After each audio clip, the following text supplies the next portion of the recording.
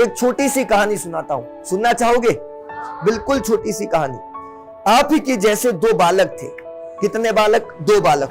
बहुत छोटे छोटे से दो बालक थे। उनमें से एक बालक जो कि केवल 7 साल का था। कितने साल का? 7 साल का। और दूसरा बालक जो था वो 15 साल का बालक था, मतलब उससे बड़ा था। दोनों अच्छे भाई थे, और भाई नहीं, दोनों बहुत अच्छे मित्र थे। दोनों बहुत अच्छे क्या थे? मित्र। अब जब वो दोनों अपने गांव से थोड़ा दूर खेल रहे थे, खेलते खेलते क्या हुआ कि एक छोटा सा कुआं बना हुआ था। उस कुएं के अंदर, बिल्कुल छोटा सा कुआं जो पानी से भरा हुआ भी नहीं था, खाली था, उसके अंदर एक जो बड़ा बच्चा था, बड़ा दोस्त जो 15 साल का था, वो उसके अंदर गिर गया। अब वो चिल्ला रहा है, बचाओ बचाओ बचाओ। अब वो छोटा सा बच्चा जो 7 साल का था वो भी चिल्ला रहा है, बाहर आसपास आवाज दे रहा है कि कोई आए उसको बचाए, कोई सुने। पर आसपास कोई सुनने वाला नहीं था। उसके आसपास कोई नहीं था जो उसकी आवाज सुन सके, जो उसको उस कुएं से बाहर निकाल सके। तो जब ऐसी स्थिति आ गई, जब वहां पर कोई सुनने वाला नहीं था, बच्चा, छोटा बच्चा चिल्ला रहा है, जोर जोर से चिल्ला रहा है, बचाओ बचाओ, ये गिर गया, पर कोई नहीं सुन रहा है। आसपास कोई भी सुनने वाला नहीं था। उस स्थिति में क्या होता है कि वो जो छोटा बच्चा होता है वो हिम्मत करता है कि मैं इसको बाहर निकालने की कोशिश करूं। तो वो रस्सी फेंकता है, और वो बड़ा बच्चा रस्सी को पकड़ता है, और वो छोटा बच्चा केवल 7 साल का वो उसको खींचता है। पर जैसे ही थोड़ा खींचता है फिर नीचे गिर जाता है वो बड़ा वाला बच्चा, फिर खींचता है, फिर गिरता है। ये बार बार करता है, मेहनत करते जाता है, पर फिर भी वो सफल नहीं हो पाता है। फिर वो जोर से चिल्लाता है, शायद कोई बचाने आ जाए, फिर भी कोई बचाने नहीं आ रहा है। ऐसी स्थिति में क्या होता है, फिर वो मेहनत करता है। मेहनत करते करते अंत में जाकर जो है वो उस बड़े बच्चे को कुएं से बाहर निकाल देता है। उस बड़े बच्चे को कुएं से बाहर निकाल दिया इतनी मेहनत करने के बाद। अब दोनों बहुत डरे हुए, डर तो था ही क्योंकि एक अंदर गिर गया था, पर खुश भी था कि मैंने उसको बाहर निकाल दिया।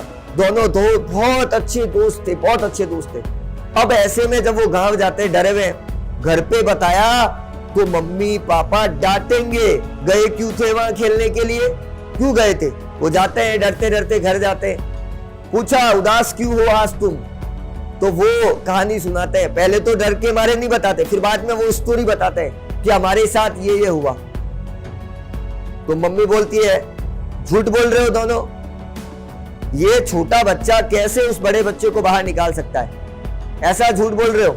झूठ बोलना बहुत बुरी बात है, पर वो बच्चे कहते हैं हम सच बोल रहे हैं, हम झूठ नहीं बोल रहे। अब इस बात की प्रामाणिकता कौन करने वाला है कि वो सच बोल रहे हैं या बच्चे झूठ बोल रहे हैं? तो वहां पर गांव के अंदर एक बुजुर्ग व्यक्ति होते हैं। वो उन बुजुर्ग व्यक्ति के पास जाते हैं कि आप तो बहुत अनुभवी है, आपको बहुत सारा नॉलेज है, आप हर समस्या का समाधान जानते हैं, तो ये जो बच्चे कह रहे हैं ये सच कह रहे हैं, झूठ कह रहे हैं?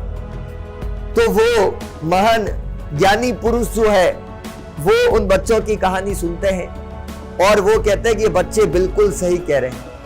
क्यों कह रहे हैं पता आपको? क्योंकि जब वो उस बच्चे को खींच रहा था तब उसको कोई भी ये बताने वाला नहीं था कि तू ये नहीं कर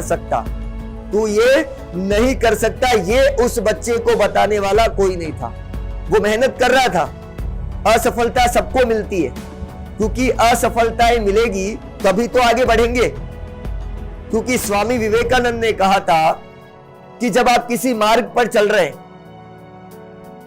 और उस मार्ग पे कोई कठिनाई नहीं है, एकदम मार्ग एकदम साफ सुथरा है, आप फटाफट अपने मुकाम को हासिल कर रहे हैं, इसका मतलब है कि आप एक गलत रास्ते पर चल रहे हो।